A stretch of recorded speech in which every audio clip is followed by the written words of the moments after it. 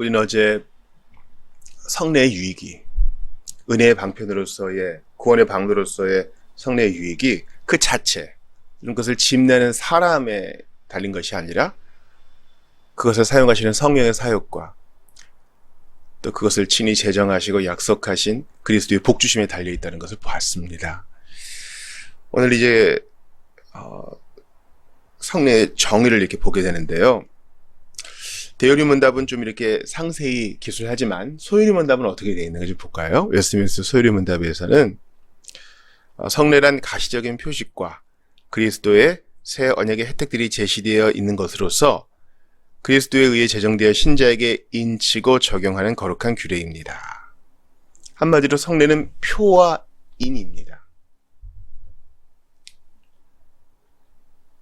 주님이 친히 약속하시어 인치신 것이 있고 그것이 가리키는 바가 있어요.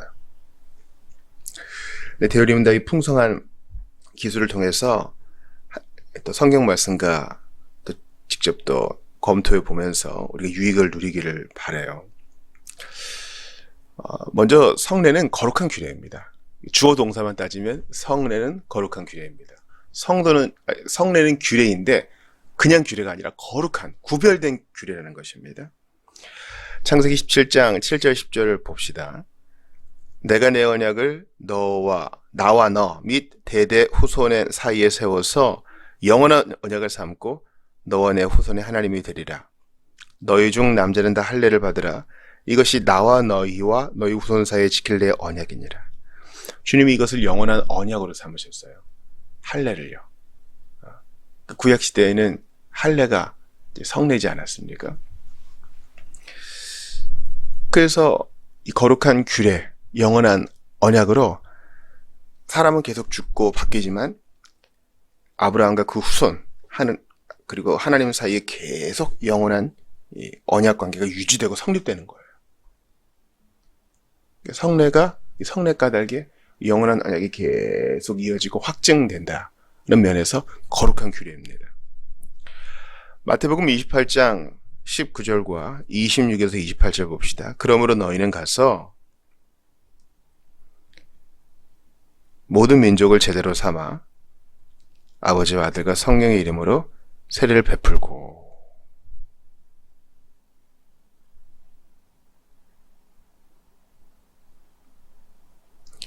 예수님이 승천하실 때 성부, 성자, 성령의 이름으로 세례를 베풀라.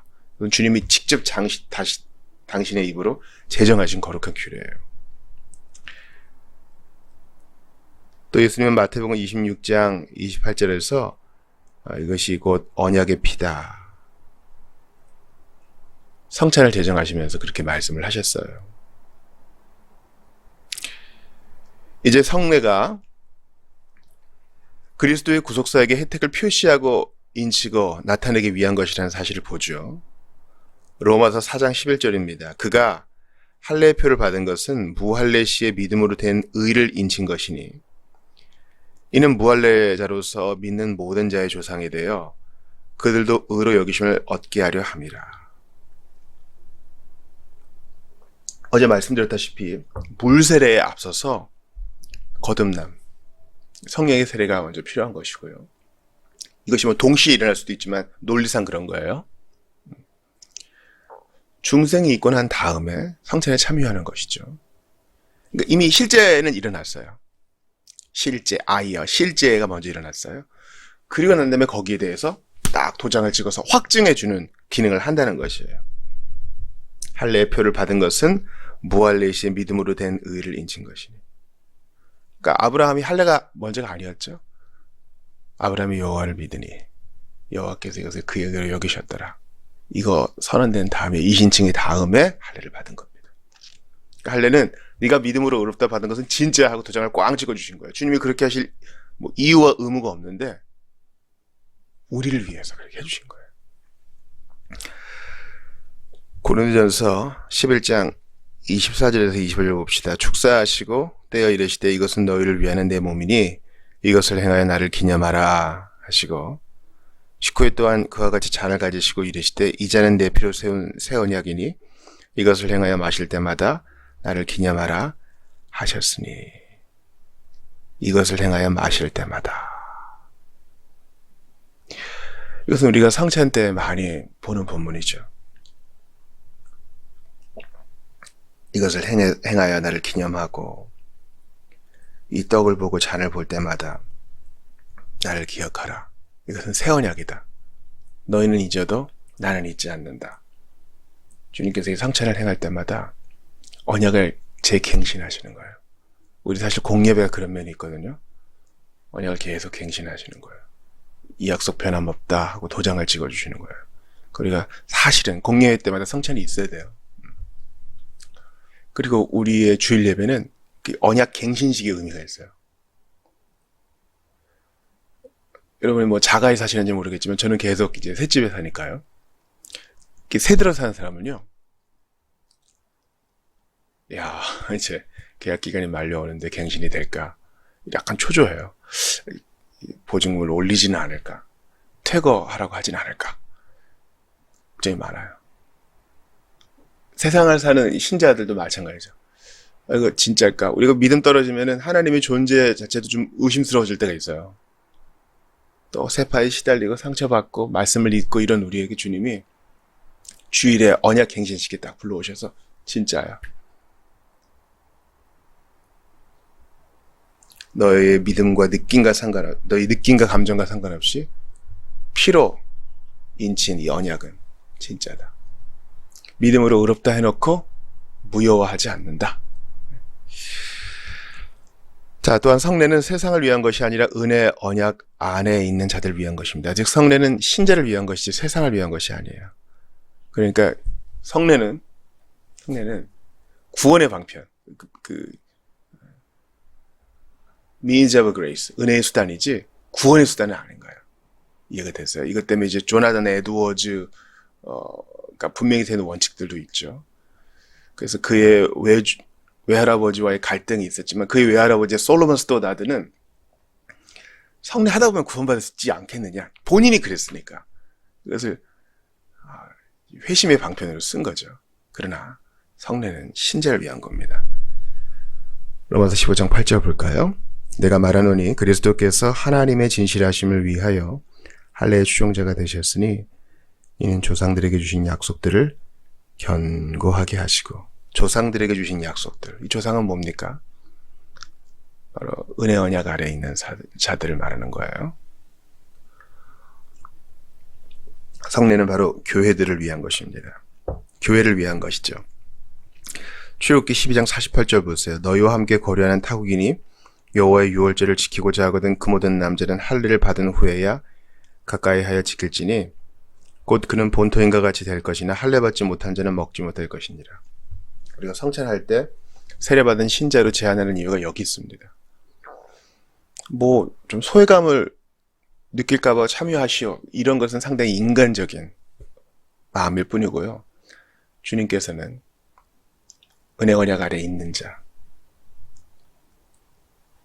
거듭난 신자만이 성례에 참여할 것을 요구하십니다. 분명하죠. 예수를 주라고 고백하지 않는 사람이 어떻게 세례를 받아요? 그리스도와 개인적 관계를 갖고 있지 않은 자가, 죄 용서에 대한 믿음이 없는 자가, 의롭다 여기심 받은 것에 대한 감사가 없는 자가 어떻게 성찬에 참여해요? 그건 자기죄를 먹고 마시는 것이죠. 그리스도의 중보의 혜택이 성례의 효력을 구성합니다. 다시요. 그리스도의 중보의 혜택이 성례의 효력을 구성합니다. 그러니까 성례의 효력이란 것은 바로 그리스도의 중보, 거기에 달려 있어요. 사도행전 2장 38절 봅시다. 베드로가 이르되 너희가 회개하여 각각 예수 그리스도의 이름으로 세례를 받고 죄 사함을 받으라. 그리하면 성령의 선물을 받으리니. 여기에 세례가 나오죠. 근데 여기서의 세례는 철저히 예수 그리스도의 이름에 매여 있어요. 뭐 세례 의식은 얼마든지 할 수 있죠. 그러나 주 예수 그리스도를 믿고 그분 앞에 회개하는 것이 없이는 이 세례식은 효력이 없는 거예요. 고린도전서 10장 16절 보세요. 우리가 축복하는 바 축복의 자는 그리스도의 피에 참여함이 아니며 우리가 떼는 떡은 그리스도의 몸에 참여함이 아니냐. 축복의 잔과 또 우리가 떼는 떡, 이것은 바로 그리스도의 피와 그리스도의 몸이라는 이 참여, 연합 없이는 의미가 없는 거예요. 그냥 하나 먹은 거예요. 이 먹은 것이 뭘 의미하는지, 이 마시는 것이 과연 무엇을 나타내는지, 이게 중요한 것입니다. 신자는 알죠. 아, 나 예수께 속했구나. 아, 그리스도께서 나를 위해 몸을 찢으셨구나. 그리스도께서 나를 위해 피 흘리셨구나. 나는 주의 것, 주님은 나의 것. 내가 그 안에, 그는 내 안에. 이 연합을 누리는 자들에게만 유익이 있어요. 성례는 신자의 믿음과 다른 모든 은혜를 강화합니다. 로마서 4장 11절 보세요. 그가 할례의 표를 받은 것은 무할례 시에 믿음으로 된 의를 인친 것이니 이는 무할례자로서 믿는 모든 자의 조상이 되어 그들도 의로 여기심을 얻게 하려 함이라. 아브라함의 할례는 이후에 이제 세례받는 자들, 거듭난 자들에게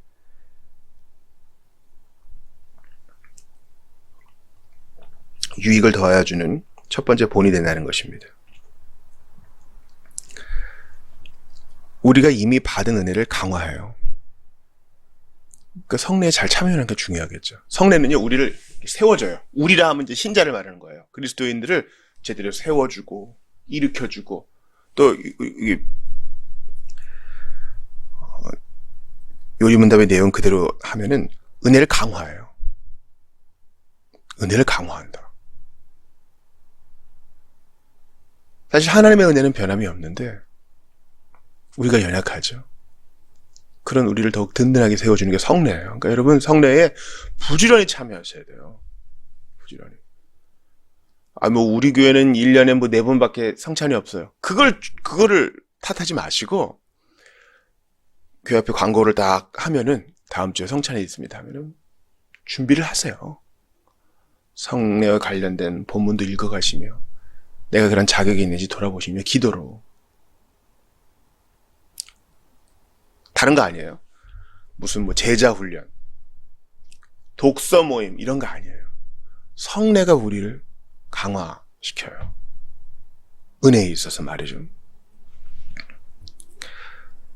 갈라디아서 3장 27절 보세요. 누구든지 그리스도와 합하기 위하여 세례를 받은 자는 그리스도로 옷 입었느니라. 자, 믿은 자, 거듭난 자 이렇게 얘기 안 하고 세례받은 자가 그리스도로 옷 입었다 그래요. 세례의 물 가볍게 여길 게 아니에요. 저 이미 받았는데요. 또 아이 때 받아서 기억도 없는데요. 아니요. 이게 이제 나중에 말씀드리겠지만은 세례는요. 우리가 또 한 몸이란 것을 강조해요. 그 물은 우리가 구원받고 나서 세례식 받을 때 끼얹어졌던 바로 그 물이에요. 우리가 그것을 보면서 나도 그랬지. 우리의 세례를 기억하고 우리의 씻음을 기억하게 되는 거예요. 그건 애를 강화해줘요. 나는 포도나무에 너희는 가지니 그랬죠. 그래서 우리가 그리스도와의 연합을 강조하잖아요. 그러나 포도나무에는 많은 가지가 있어요. 즉 우리는 그리스도에게 속하였지만 또 서로에게 속하였어요. 그래서 우리가 한 잔과 한 포도주와 한 빵에 참여하는 자로서 우리가 하나라는 것을 더욱 강조하는 것이 또 성례예요. 세례의 물도 마찬가지죠. 맞아. 저 사람도 나와 같은 믿음으로 구원받아 하나님의 자녀가 되었구나. 예수 그리스도로 인하여 한 피 받아 한 몸 이룬 형제가 되었구나. 이렇게 고백하는 거예요. 자, 성례에 참여하는 것은 그리스도에게 순종하겠다는 서약의 표시입니다. 자, 이건 새로운 접근이죠. 로마서 6장 3, 4절을 보세요. 무릇 그리스도 예수와 합하여 세례를 받은 우리는 그의 죽으심과 합하여 세례를 받은 줄을 알지 못하느냐. 그러므로 우리가 그의 죽으심과 합하여 세례를 받음으로 그와 함께 장사되었나니 이는 아버지의 영광으로 말미암아 그리스도를 죽은 자 가운데서 살리신 것 같이 우리도 또한 새 생명 가운데서 행하게 하려 함이라. 아멘. 예수님과 합하여 세례를 받고 그의 죽으심과 합하여 세례를 받고 그와 함께 장사되고 그와 함께 부활한 자는 그 이유가 있다고 그랬죠. 이는 새 생명 가운데서 행하게 하려 합니다. 행함. 그냥 행하는 게 아니라 새 생명 가운데 행함으로 주님께 더 헌신케 하는 것이 세례의 유익이에요. 여기서 이 세례는 이제 내적 세례, 외적 세례, 물 세례 다 합한 거겠죠. 새 생명 가운데 행하게 하시려고 그리스도와 합하여 세례 받은 거예요. 우리가 세례식을 보고 참석하고 성찬에 참여할 때 나는 주의 것입니다. 당신 뜻대로 하소서. 이 기도가 나와요. 고린도전서 10장 21절 보세요. 너희가 주의 잔과 귀신의 잔을 겸하여 마시지 못하고 주의 식탁과 귀신의 식탁에 겸하여 참여하지 못하느니라. 나는 주의 것이니 세상 것에는 얼씬하지 않겠다라는 헌신이 성례로부터 나오는 유익입니다. 성례는 그리스도인들 간의 연합의 끈이 됩니다. 에베소서 4장 2에서 5절 보세요. 모든 겸손과 온유로 하고 오래 참음으로 사랑 가운데 서로 용납하고 평안에 매는 줄로 성령이 하나 되게 하신 것을 힘써 지키라. 몸이 하나요 성령도 한 분이시니 이와 같이 너희가 부르심의 한 소망 안에서 부르심을 받았느니라. 주도 한 분이시요 믿음도 하나요 세례도 하나요. 세례 받을 때 신앙 고백 하나예요. 그에게 선언된 말씀이 하나입니다. 소망도 하나예요. 우리가 세례식에 참여하든 그것을 참관하든 제가 물어보잖아요. 이제 세례받은 이 사람 하나님의 자녀를 선포하는데 도와주겠냐고? 여러분 다 증인이라고. 왜 그래요? 우리 한 몸이기 때문에 그래요. 저 사람과 나는 공통점이 하나도 없지만 우리가 주 안에서 형제와 자매요. 한 피 받아 한 몸 이룬 믿음의 가족이 되었다는 것을 고백하는 거예요. 성례는 연합의 끈입니다. 고린도전서 12장 13절 보세요. 우리가 유대인이나 헬라인이나 종이나 자유인이나 다 한 성령으로 세례를 받아 한 몸이 되었고 또한 다 한 성령을 마시게 하셨느니라. 저는요 스캇 맥나잇의 로마서 거꾸로 보기라는 책을 보면서 대단히 큰 도전을 받았어요. 로마서의 주제는 단순히 이신칭의 뿐만이 아니란 거예요. 오히려 더불어 살아감이라는 것이 대단히 중요한 주제라는 겁니다. 로마 교회 안에 이 갈등이 있잖아요. 유대인과 이방인들 간에. 남녀와 빈부 격차 사이에 있는 사람들 사이에 연합, 화목. 신약성경이 계속 말하는 거예요. 너희는 하나다. 너희는 동등한 시민이다. 다 한 성령으로 세례를 받았구나. 차별이 없구나. 그래서 어깨에 힘도 빠지고 오히려 겸손히 섬기고 묵종하고 지지하고 기다려주는 거예요. 이게 성례 유익이에요. 그러니까 공동체적으로 생각하는 것까지 나아가야 돼요.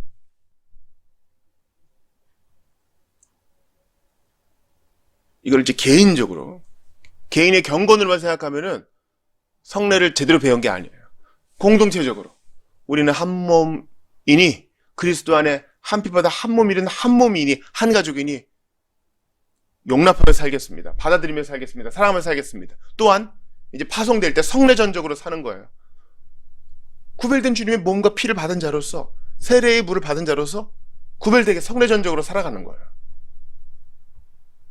왜냐하면 많은 떡과 많은 포도주가 있지만 이것은 주님의 몸과 피를 상징하는 떡과 잔이요. 주님의 피로 씻어주시면 상징하는 그 물이잖아요. 나는 모든 사람과 다를 바가 없어요. 똑같이 죄짓고 똑같이 연약해요. 그러나 난 구별된 자입니다라는 성례전적 고백으로 살아가는 여기까지 지경이 확장되어야 됩니다. 이런 확장된 지평으로 우리가 정치적으로 살아가는 거예요. 여기 정치적은 이제 정당 정치를 말하는 게 아니에요.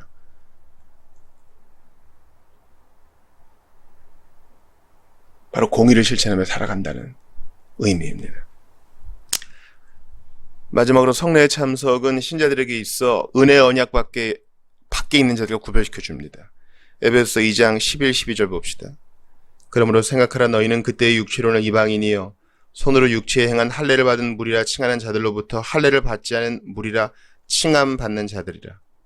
그때 너희는 그리스도 밖에 있었고 이스라엘 나라 밖의 사람이라. 약속의 언약들에 대하여는 외인이요 세상에서 소망도 없고 하나님도 없는 자이더니.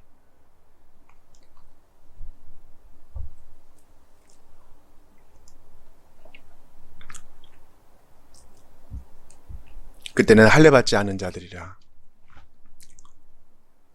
과거에는 그랬다는 거예요. 근데 이제는 마음의 할례를 받고 세례를 받아 믿음의 고백으로 주님의 식탁에 나오게 되었죠. 그러므로 이것은 구별의 요소가 됩니다. 소위 열린 성찬, 또 닫힌 성찬 이런 용어가 있는데 기억하세요. 이 원리는 변치 않아요. 성례는 우리 믿는 자만 참여하는 거예요. 믿음으로 고백하지 않는 자는 아무 유익이 없고 오히려 자기에게 해를 입힐 뿐입니다. 창세기 34장 14절 보세요. 야곱의 아들들이 그들에게 말하되 우리는 그리하지 못하겠노라. 할례 받지 아니한 사람에게 우리 누이를 줄 수 없노니 이는 우리의 수치가 됨이니라. 구약의 할례는 신약의 세례로, 구약의 유월절 식사는 성찬으로 우리가 연속성이 있다 이렇게 보잖아요. 야곱의 아들들의 분노는 무엇입니까? 수치는 무엇이에요? 언약 밖에 있는 사람과 함께 짐을 질 수 없다라는 것이죠. 기억하세요. 우리가 성례에 참여한다는 것은요, 난 구별된 사람이다. 나는 은혜 언약 안에 있는 사람이므로 하나님의 다스림을 받는다. 세상과 나는 분리되고 구별되고 나는 하나님 나라의 시민이다. 성례가 주는 유익이 어마어마한 거예요. 여러분, 한국교회는요, 유명한 설교자가 있으면 주로 거기에 사람이 모입니다. 그러나 그 설교자가 사라지면 어떡할 것입니까? 교회를 쇼핑하듯이 드나들 수는 없겠죠. 여러분의 지역 교회가 중요해요. 그 교회가 비록 설교자가 좀 어눌하더라도 하나님 말씀에 가감하지 않고 있는 그대로 잘 전하고 또 따뜻한 목양의 마음이 있으며 세례와 성찬을 중요시한다면 거기 붙어 있으세요. 그 유익이 어마어마한 거예요. 자극적인 음식들 많죠? 요즘 뭐 매운 거 좋아하시는 분들 많잖아요. 맵고 짜고 달고 그런 음식은요 한계가 있어요. 우리에게 중요한 음식은 영양소가 골고루 갖추어진 밋밋한 음식입니다. 지역교회에서의 말씀과 성례가 밋밋하게 보여도 그게 진짜 좋은 거예요. 모쪼록 오늘 배운 것을 마음에 새기면서 은혜 안에 더욱 거하시는 여러분들 되시기를 주 이름으로 축원합니다. 그리스도의 피 흘리심과 또 그분이 제정하신 성례가 얼마나 큰 유익이 있는지 몸소 체험하실 수 있는 여러분들 되시기를 바랍니다.